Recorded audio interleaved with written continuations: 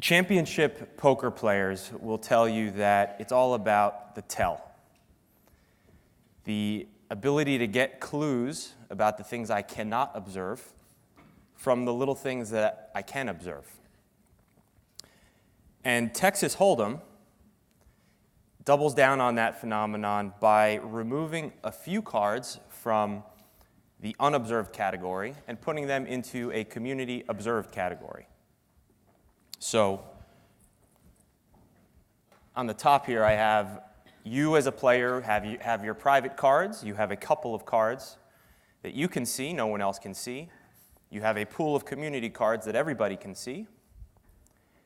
And your opponent obviously has private cards of their own that you cannot see. Now you have a belief in the strength of your opponent's hand based on things like signals, tells. Airline consumer choice is, in effect, a game of Texas Hold'em.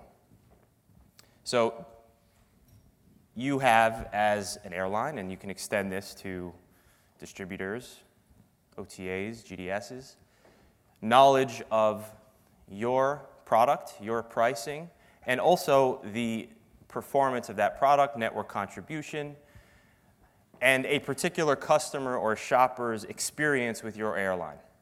You have historical engagement information. And those are your private cards. There's also community cards.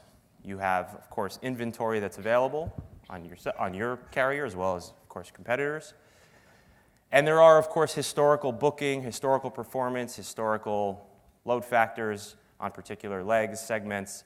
So there is a decent portion of public information. And by the way, that's of increasing scale. We'll talk about other data sets that I would consider in community cards. And then, of course, you have your opponent's private cards. And, of course, we hate to think about our customers as opponents. But in a game of Texas Hold'em, we want to understand the customer's belief in how good their cards are and how likely they are to convert with you, how likely they are to convert with somebody else. And the more observations you add about the players opposite you, or your shoppers or your customers, the better your ability to infer things about them that you can't observe. Hence, the better chances you have at success. So that's new distribution. New distribution is the purveyor of digital breadcrumbs. And of course, this is nothing new. We've been collecting data or digital breadcrumbs of the passenger journey for decades, and at an accelerated rate over the last 5 years. One challenge, though, is that no single stakeholder actually has access to this full stream. But that's not insurmountable. We see more and more partnerships for data. We see more and more purveyors and providers of data, and it's worth the effort. Imagine all of the unobservables that we have about our customers, the things that we would love to know. Willingness to pay, buy-down probability, change probability, desired ancillary purchases. As consumers ourselves, some of these we'd actually love for our preferred airline to get right, to know. But there's two challenges. One is there's an inherent bias when I ask a customer these questions. But there's a much bigger challenge, and that is most customers can't actually articulate the answer to these questions. I'll give you guys a perfect example in a non-airline setting. Who's heard of Pandora Radio? About half the crowd. So Pandora Radio is a digital platform, mobile application. You provided a song, and it creates a station for you on the basis of the songs you like. I once heard a comedian say, Pandora Radio, where the platform where you tell it a song you like and it plays something else, which is actually true. So Pandora, if I asked everybody here to list their top 5 favorite songs, you'd struggle with it, but you could do it. You could eventually get to a top 5 list. If I asked you why they're your top 5 favorite songs, you can't answer that. None of us could, because it's too highly dimensional. Beats per minute, tempo, octave, the year it came out. It's not a simple silver bullet as favorite artist. Favorite artist has lots of songs. So why are they your top 5 favorite songs? We as humans can't articulate it. Pandora can tell you why they're your top 5 favorite songs. So the power of these digital breadcrumbs is in the ability to start to articulate and quantify answers to these questions that, as honest as we want to be as consumers, we cannot. And today we have enough community cards and customer tells to solve for these. These insights are what we call the customer's cognitive model. The secret is not giving up because you lack perfect data. It's less about the information you have about your customers in your CRM. It's more about the information you have around your customers. Their interactions with you, their interactions, look-alike customers, interactions with customers that look like those customers. So it's not about the precise data you have in your CRM. So how do you do it? I warn the organizers, I am unable to give a presentation without an equation. So feel free to stand up and leave. I'm still here. We have to shift our mindset from a classical statistical mindset to an information theory mindset. Pandora Radio could not exist with a classical statistical model because the choice features are too highly dimensional for classical statistics. This is the Shannon equation for entropy. It's the foundation for information theory. It measures entropy, H, how much information is contained in a message, measured in bits. This is the equation for mutual information, which quantifies the amount of information about variable X that you can get through another random variable Y.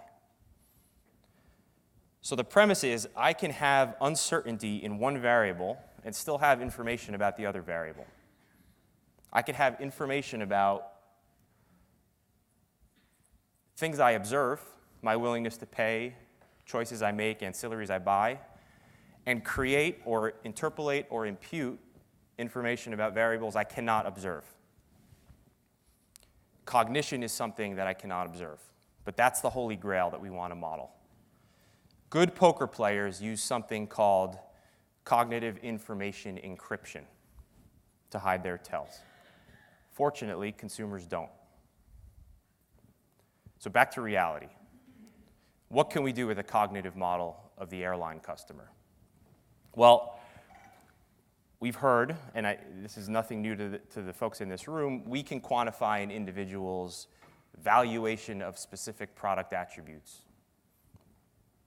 Price, itinerary, schedule. We can similarly also quantify the disutility of product attributes for a particular customer, even disutilities that a customer cannot articulate themselves. So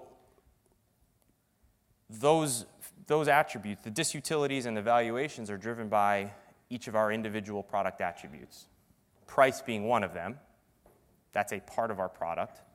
Itinerary quality, market frequency share, which of course drives recovery options, product quality, ancillary product quality. And I can actually, if I understand the disutility for a particular customer, I can try to incentivize a booking to clear that hurdle. And I can do that through personalized promotions. We talk about personalized pricing, personalized loyalty programs, or through a good old-fashioned personalized thank you. So a couple of examples of this, simple examples. Joseph purchases Wi-Fi on my airline whenever it's available, and he rarely books flights without Wi-Fi. Joseph may be an anomaly, but the Josephs exist. Joseph is searching for a ticket. No Wi-Fi enabled flights are available. So I incentivize Joseph to travel with bonus miles so he doesn't book with a competing carrier that I know, Community Cards, has Wi-Fi available. Alice lives in Dallas. I'm American Airlines. Alice appears to only shows up as a PNR to cities that aren't served by Southwest. Now, as a human, we can derive a theory that maybe that's causal. We can experiment with that by targeting Alice with discounts or bonus offers for flights to Southwest cities. We may very well prove that not to be the case, or we may prove that it is and we've recaptured revenue. Charlie lives in Dubai. He needs to fly from Dubai to Mumbai. He always purchases business class fares for business travel without fail. Charlie's searching for an itinerary. Business class is sold out. But there is competing business class alternatives available. So what do? We try to incentivize Charlie to travel with an upgrade certificate to be used on future personal travel. So the ability to, the real power of data science is less about the prediction of what's going to happen and more about the explanation of why it's going to happen, the choice drivers, and the continuous pursuit of causality, which allows us to, A, modify our products, but given the products that are now on the shelf for sale, try to maximize my understanding and influence of the choice drivers for a customer to push them to those products. So what drives Joseph, Alice, and Charlie to fly me?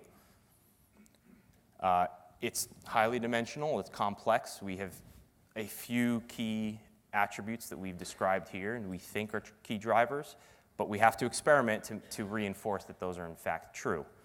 Don't oversimplify Charlie and Alice and Joseph with a time of day demand curve, because choice is highly dimensional, it's complex.